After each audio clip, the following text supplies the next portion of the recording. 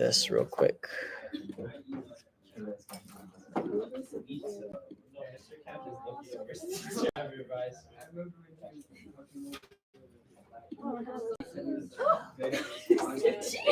Okay, let's do this.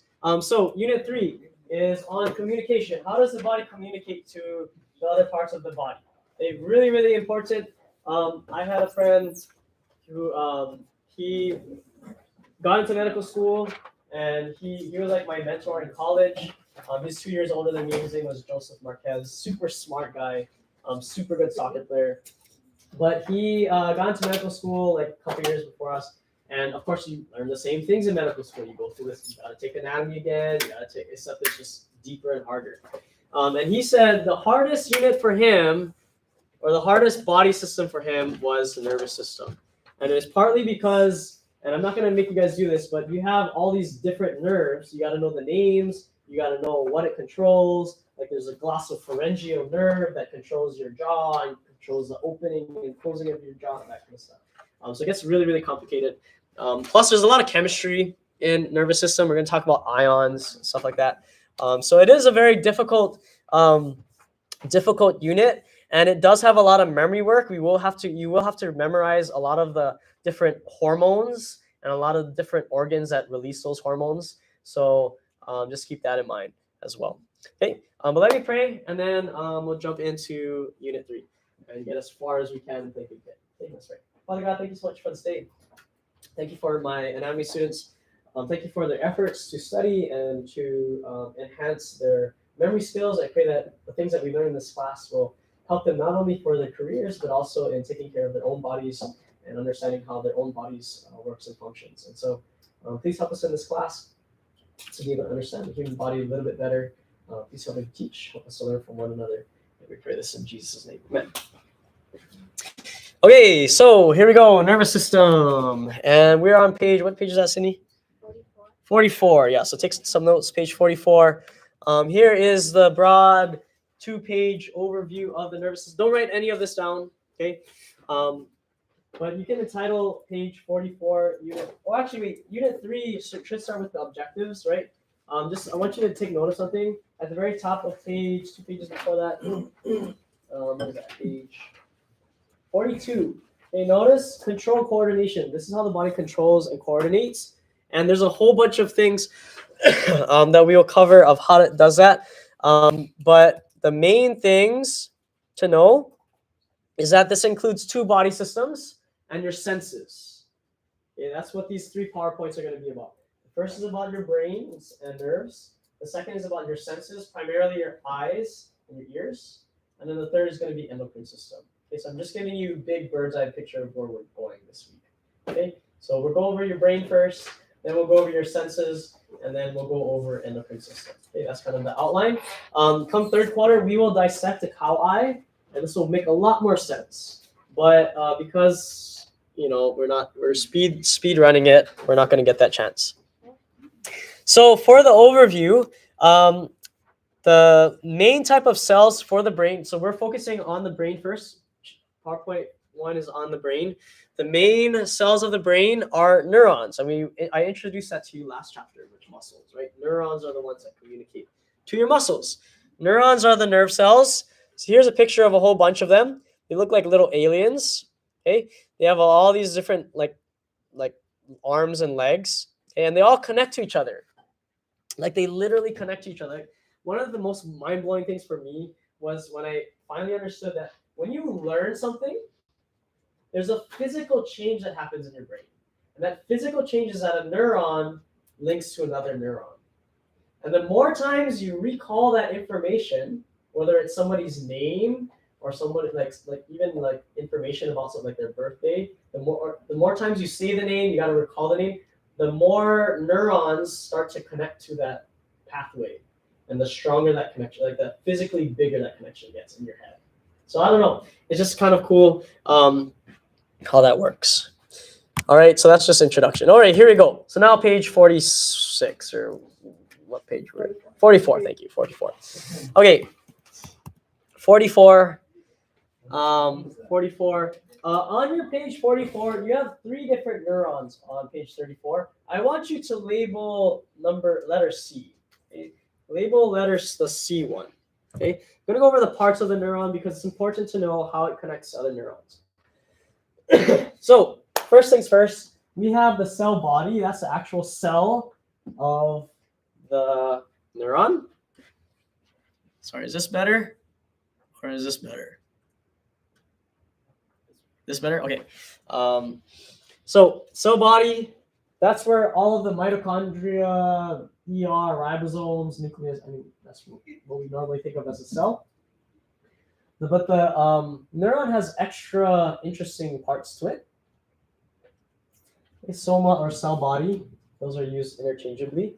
And those of you who are in AP Psych or psychology, wait, are you guys taking psychology this semester? Okay, Psych and AP Psych. Are you guys going over brain stuff? Okay, good. So some of this should overlap a little bit. Hopefully that helps you. Soma is a cell body. You have the nucleus. Okay, there are branches that pop out of the cell body. They're called dendrites. Okay, they're called dendrites. If you don't know how to spell that, it's on the next page. Dendrites. Dendrites are dendrite literally means branch in Greek. Okay, so it looks like branches under the microscope. That's why they named it dendrites. Now every neuron has dendrites, and every neuron has one really long, looks like a dendrite, but it's not a dendrite. It has a long tail. Okay, the tail is called an axon. Okay, the tail is called an axon. The whole tail is called an axon. And then at the very end of the axon, you have these things called axon terminals, kind of like an airport terminal. Okay, an airport terminal. You can think of them as little airport terminals, but they are called axon terminals.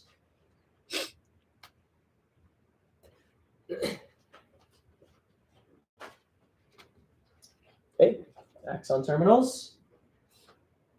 And then I want you to circle the space after the axon terminal. Okay, circle the empty space. The empty space is not really like a part, it's like just a space. Okay, and this is the space that the neurotransmitters travel across. ACH, dopamine. That space is called the synapse. Okay, the space in between neurons is called the synapse.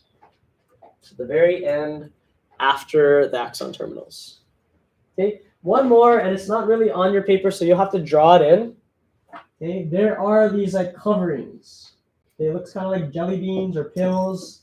Okay, it's a covering that covers the axon. Okay, that is called the myelin sheath, like a sheath for your sword. Okay, myelin sheath. Myelin sheath. You see this like it's yellow on my picture. It's this covering. It's this thing that covers the axon. Okay, that is the myelin sheath. Okay, and those are the parts of the axon. Okay, but before we review, I think it helps to know like why did we just go over all of that? Here's the process of what happens. Okay, remember I told you, whenever you learn something, there's a neuron that touches another neuron. Okay? All these neurons are connected to each other, or they're connected to organs in your body, your heart, your muscles, okay, your glands. The neuron receives information from the dendrites. So next to dendrites, I want you to write down receives information. It receives neurotransmitters, okay, from the ends of these dendrites. It's like a game of telephone.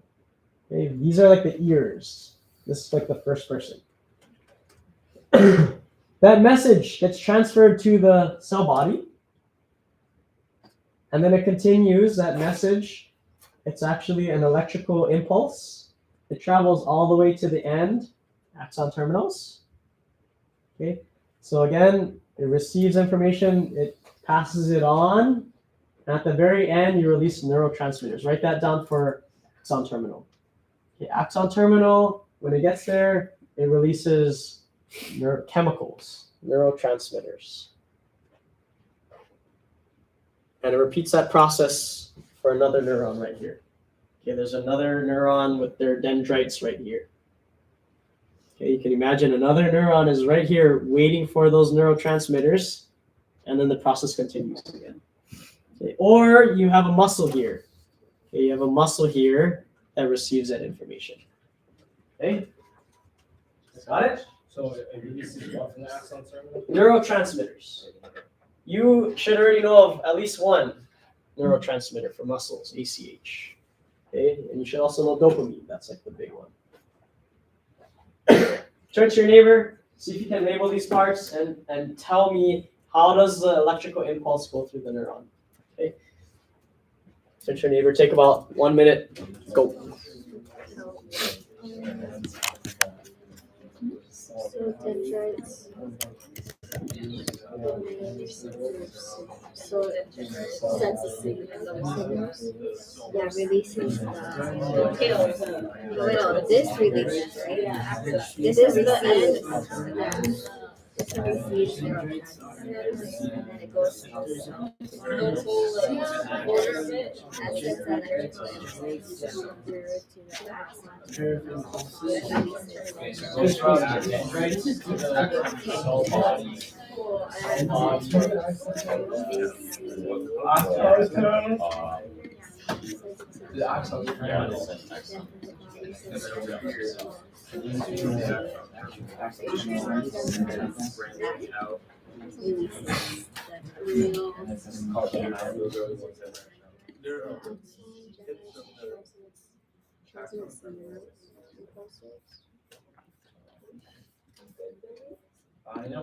So it goes dendrites to cell body to axon terminal, produces neurotransmitters, and connects to another nerve.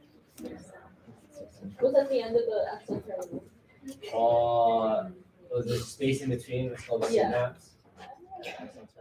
Okay, finish up in 5, 4, 3, 2, and 1. Okay, so you might be wondering at this point, okay, you've heard of nerves before. Okay, what are nerves? Well, nerves are a whole bunch of these axons that are bundled together. Okay, so like you have, for example, there's a nerve called your median nerve right here. It runs down your wrist. When you have carpal tunnel syndrome, this nerve gets pressed on and it hurts really badly. Okay? That nerve is actually a whole bunch of these axons bundled together all the way down here. Does that make sense? Okay. Anyways, not super important, but connecting it to, always trying to connect it to what you guys already are familiar with so that it sticks better. Okay, axon terminals, myelin sheath. One more thing before your before we move on. What is the purpose of the myelin sheath? Myelin sheath, okay, and jot this down next to myelin sheath. Myelin sheath is an insulator. It is an insulator. So these cords, okay, these electrical cords, right? They are very similar to a neuron. What would happen if I didn't have this rubber coating on it? What if I had like a rabbit and it chewed off all this rubber coating? What would happen? What? Yeah, you'd get shocked, right? Why? If I touch it. Okay, exposed wiring, I get shocked. Why? Because that electrical impulse is not focused to keep going. Okay, that's what your myelin sheath is. Okay, your myelin sheath, your myelin sheath keeps the electrical activity inside of the neuron. Okay, if you don't have the myelin sheath, then your electrical impulses don't go as fast. You get this thing called multiple sclerosis. If you've heard of that, MS. Anyways, that's your myelin sheath. Okay, classification. There are three types of neurons in your body. Okay, the most common one is C. Okay, that is called a multipolar. Okay, so there's multipolar neurons, bipolar neurons, and unipolar neurons. Okay, all of them are in reference to how many parts come out of the cell body. Okay, so notice, you're multipolar. How many things come out of this cell body? 1, 2, 3, 4, 5, 6, 7, 8 things pop out of it. That's why it's called multipolar. How about the bipolar? How many things pop out of it? We call them processes. How many? 2. Okay, that's why it's called bipolar. Unipolar, there's only one thing sticking out, accessing the cell body. Does that make sense? Unipolar, bipolar, multipolar. Okay. 99% of the neurons are multipolar. 99% are multipolar. The rest, yeah, they're found in like your eyes or your ears. Okay. Questions? Let's try to do. Actually, no, we're going to say that one. Turn to your neighbor. 30 seconds. 3 types of neurons. Go.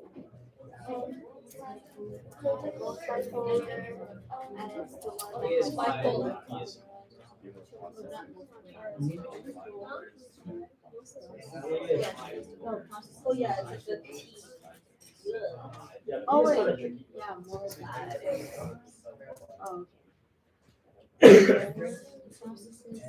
Yeah, hey guys, sorry. On your paper, A is a bipolar, B is a unipolar. Okay, A is bipolar, B is unipolar. Okay, just as clarification. Okay, A is bipolar, B is unipolar. All right, moving on along. Okay, so there are many different ways we can classify neurons, just like we can classify muscles and joints. We're gonna do functional first. Okay, functional is how does it work? Okay, so there are some neurons that bring information towards your brain. Okay, for example, on your skin right now, there are neurons that bring information about how cold it is in this room. Okay, it's going towards your brain. These neurons are called sensory neurons. Okay, these nerves are called sensory neurons because they come from your 5 senses, right? They come from your sight, your taste, your smell, right? Your hearing, from your skin. Okay, sensory neurons. For you AT-sight people, okay, there's another name for them: afferent neurons. Okay, jot that down. Afferent neurons. You got to know both. Okay. Sensory neurons bring information to your brain. I think this is the same page. Wait, that's a good question. Let me just double check. 46 already says it. Oh, maybe we're on 46.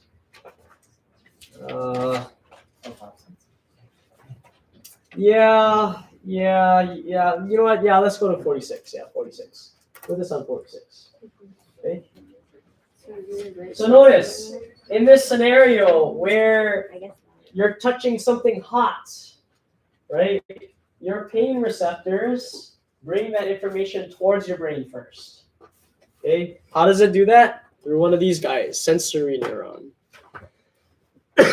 We'll call it afferent neuron. And I'm going to tell you how to remember that in just a second. Okay, but just jot that down for now. Sensory or afferent neuron. Okay.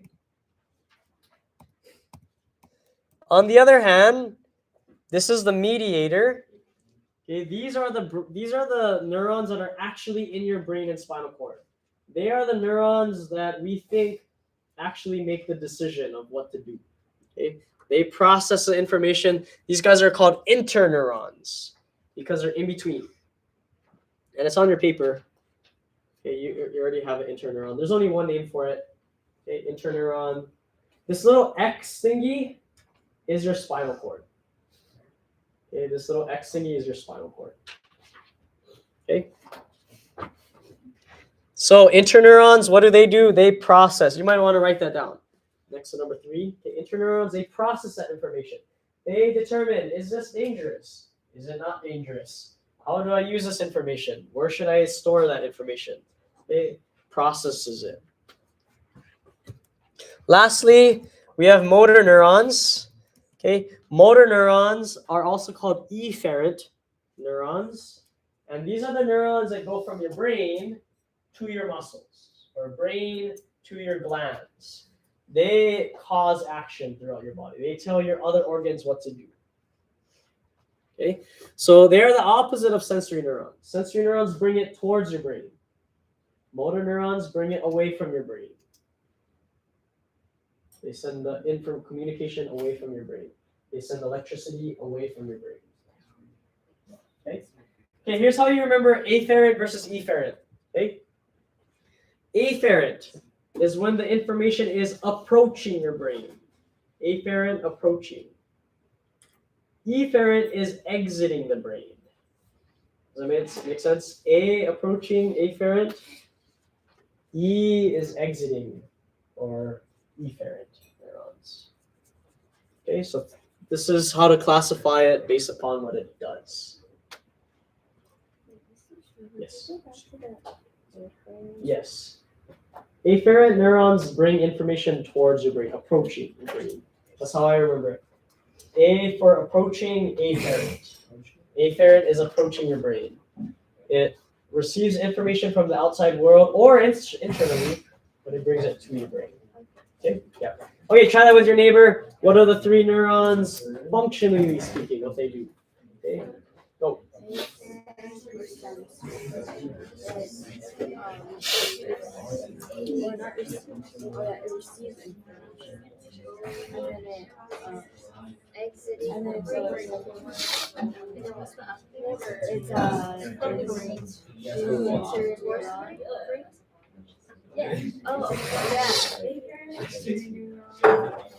And then it processes information.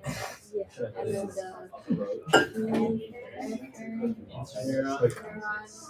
it like transports the information to Okay, about one more minute.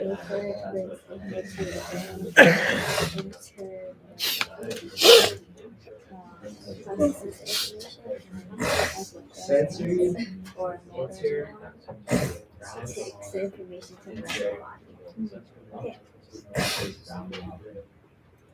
Okay, finish up in 5, 4, 3, 2, and 1. Okay, go to the next page. Page 47. Okay. So your nervous system is broken down into this kind of diagram. Okay, so you have to memorize this diagram because if you can memorize this, you can refer to it in your head very easily. Right. So at the top, you can even write nervous system at the very top.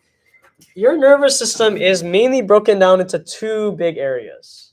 Okay, we have your central nervous system and your peripheral nervous system. Your CNS and your PNS.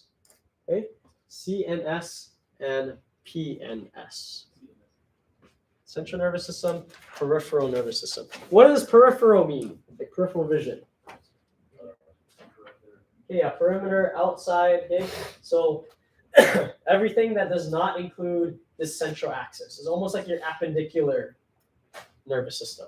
Okay, so let's see. Do I have more? Central nervous system. It's already on your paper, but circle or highlight. Take note of it. Central nervous system is brain and spinal cord. It's in the center of your body. Brain and spinal cord. We'll talk about that in just a minute. Peripheral nervous system is all of the nerves outside of that. Okay, all the nerves outside of that. So we just went over this. Okay, but your peripheral nervous system includes your sensory division or your sensory neurons. It includes your motor neurons, your motor division, afferent, efferent. Okay. We will spend a whole PowerPoint on the sensory division next time. So your eyes, ears, skin, all that kind of stuff. For your motor division, what you do, right? Motor is your brain communicating to your muscles and glands. We have somatic and autonomic. What does autonomic sound like? Automatic. Write that down next to autonomic. Okay, autonomic nervous system is things that are automatic in your body. Your heart, your hormones, your blood vessels, your digestive system. Right? You don't consciously control that. That's autonomic. Somatic is your muscles. So got that down next to somatic. Okay, somatic is your muscles, the things you control. And then lastly, your autonomic division can be further diagrammed into parasympathetic and sympathetic. Okay, here's the difference between them. Underneath sympathetic on your paper, write fight or flight. Fight or flight. And then parasympathetic, write down rest and digest.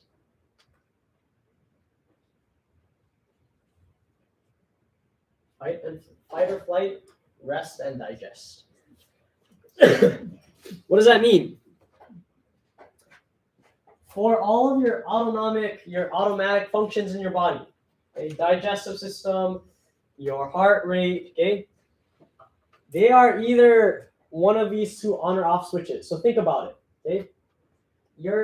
Let's say a tiger were to walk in through this door, a real tiger, okay, what would happen to you?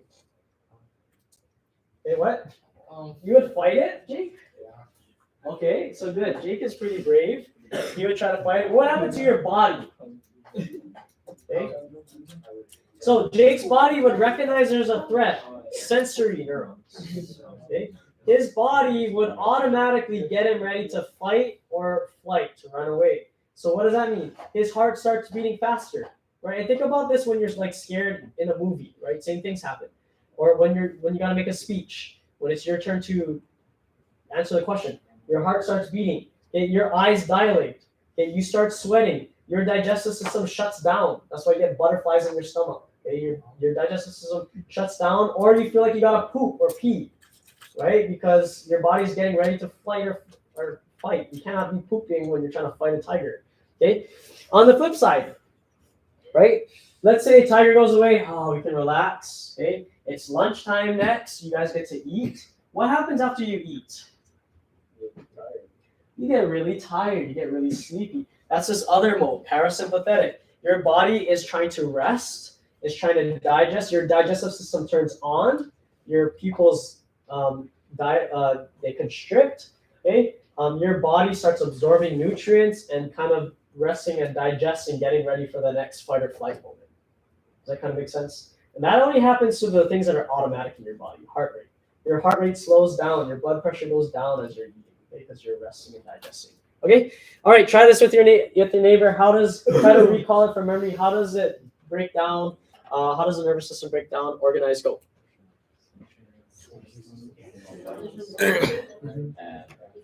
Okay. Okay.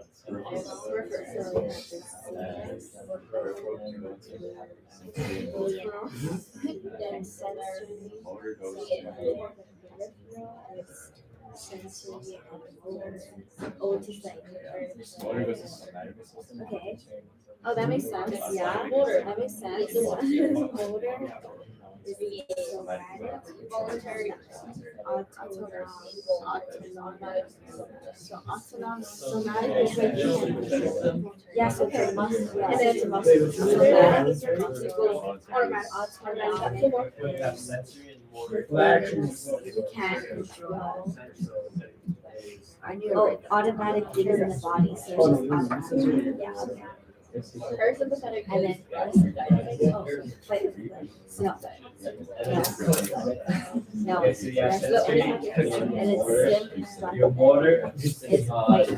wait, so it's like parasympathetic. Is that where you're kind of under control if you're trying to? Yeah. I understand the difference. And then when you're automatic, you have Yeah. What's the difference between parasympathetic and sympathetic?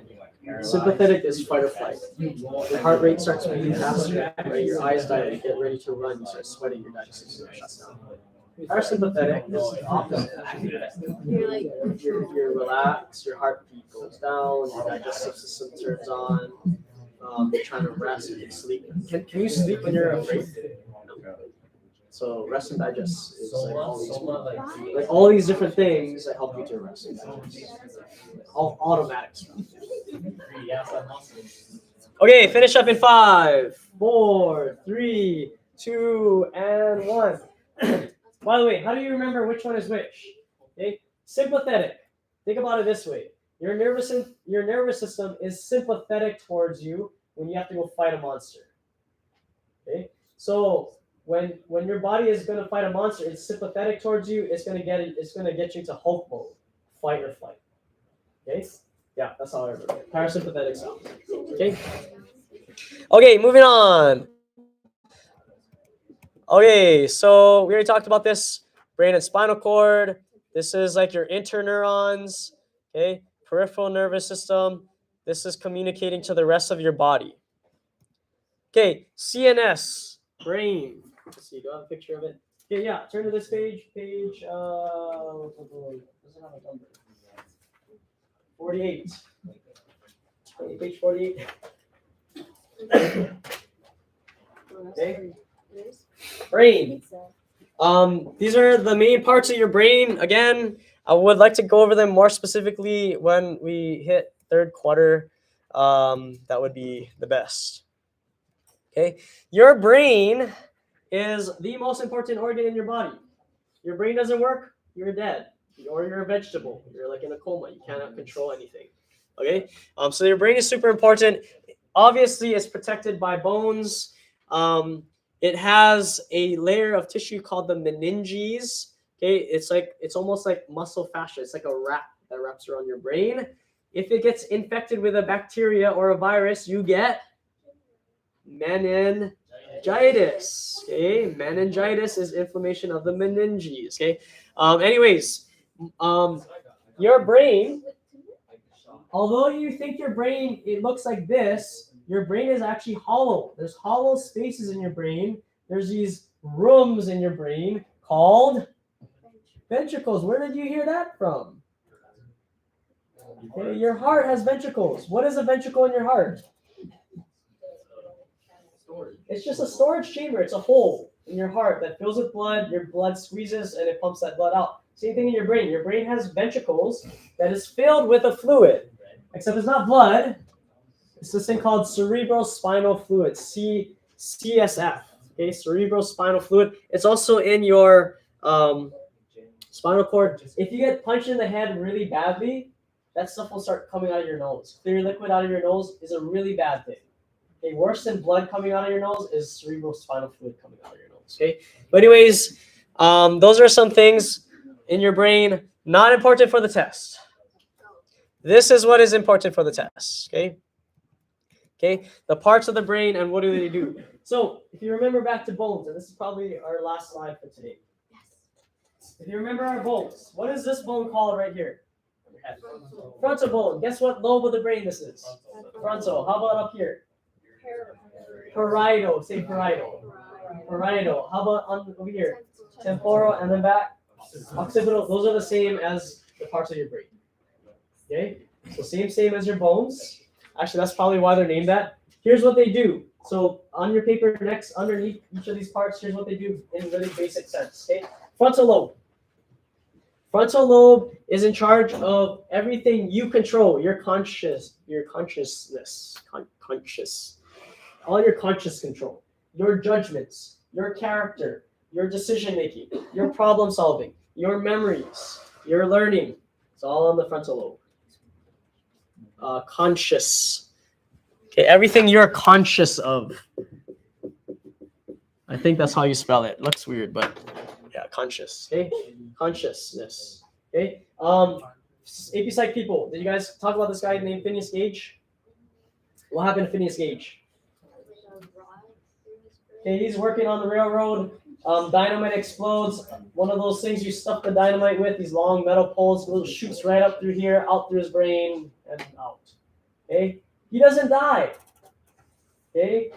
In fact, it doesn't even like face him. He's bleeding a little bit, but it doesn't face him. But what happened to him?